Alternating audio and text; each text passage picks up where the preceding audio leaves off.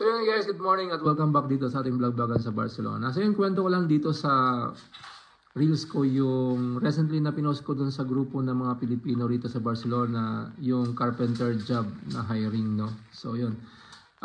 Kasi yung iba naka-follow na sa akin rito at yung iba nakikinood lang. So, ayan, hindi po company namin yung nag-hire.